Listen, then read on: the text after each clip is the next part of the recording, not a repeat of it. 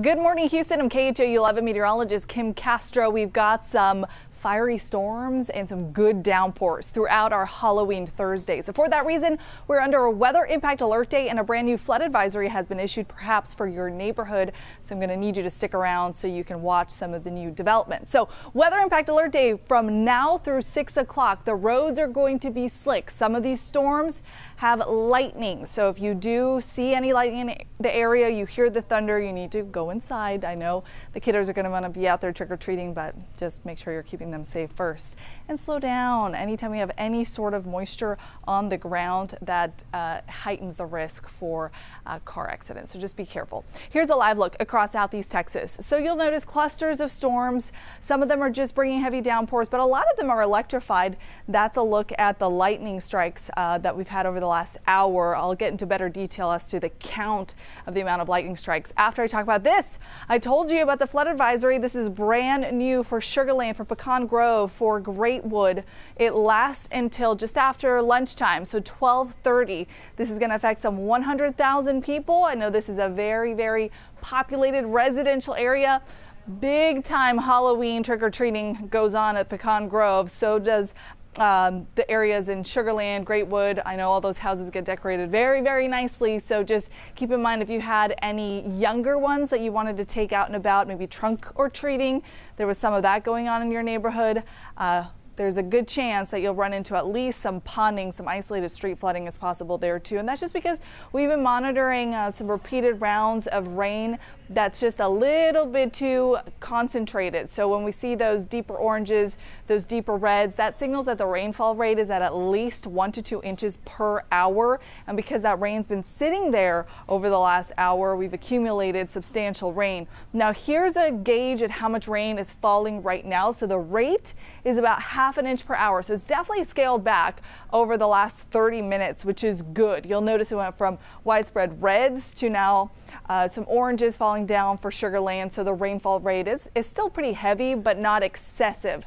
Now Richmond area is seeing some excessive rain. So from Richmond to Greatwood, that's where the heaviest rain band is for the time being. 3-hour rainfall total. So this is just this morning. And so not taking into account some of the rain we saw yesterday, some of the rain that happened during the overnight hours. This is just over the last 3 hours. Sugar Land, Pecan Grove, Greatwood, the area that is under a flood advisory until 12:30 has received about 2 inches of rain.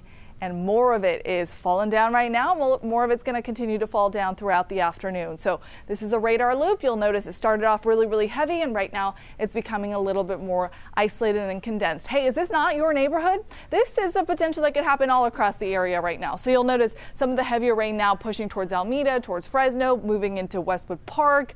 So this is something we'll have to monitor. Make sure that you have a way to get these alerts straight to your phone. So in case you are headed out, if we do see something pop in your neighborhood, we can send you that warning before you head outside, and maybe you can delay travel or just be cautious that you need to maybe take twice as long to get to where you were planning to get to because you need to slow down. I told you I was going to tell you what the lightning count is for right now over the last 10 minutes. We've seen 116, now 114 lightning strikes. This distinction here is important, these two. That's because it tells us if these storms are intensifying or if they're starting to lose a little bit of steam. So if the count is higher for the negative lightning strike breakdown, that's better news.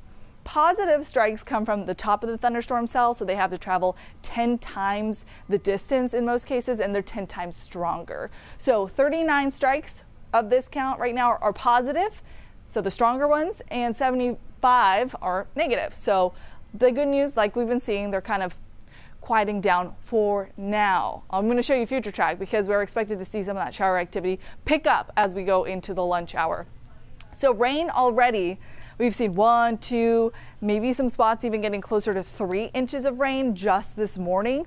Throughout the day, we could still stand to see anywhere between 1 to 4 inches of rain. That's for the spots that you see with the brighter coloring. So the oranges, the yellows, the reds, and you'll notice a big swath of that is along I-10. So from the Katy Freeway through downtown, pushing into Anahuac, and a good good coverage for Liberty County too. Conroe into the Woodlands. That's a spot that we don't want to see get heavy rain. So some of these areas are a little bit more vulnerable than others because of the terrain, because of the vegetation.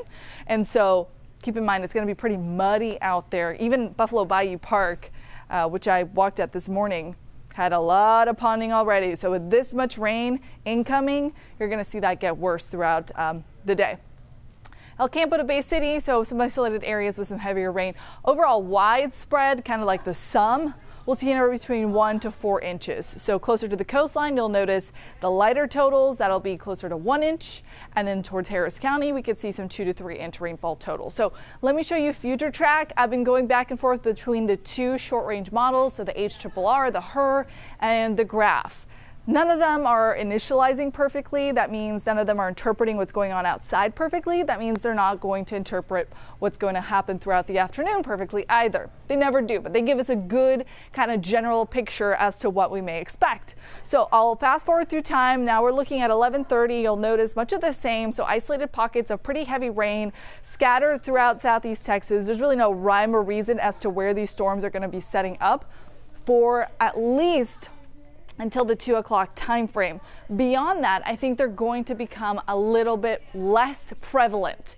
So that could be some better news for the trick-or-treaters out there. There's still hope that by the time you get to 6, 7 o'clock, the rain starts to scale back. So for now, we're at a pretty high rain chance, 70%. By 5, I think we drop it down to about 40%. By 7, we'll take it down to a 20% chance for some showers. And then 9 o'clock, we're starting to dry up. If you were hoping that this front that's going to pass through here is going to do something to help out the heat and the humidity, I'm sorry. It's not. Okay, it's still going to be pretty toasty outside. In fact, this morning felt like a summer morning. Temperatures are going to be in the upper 70s by 7, 9 o'clock, and that's just because the sun's going down. So we've actually hiked up the rain chance today to 80%. It's a weather impact alert day because this is going to be, well, impacting you and your neighborhood and your kids and your plans.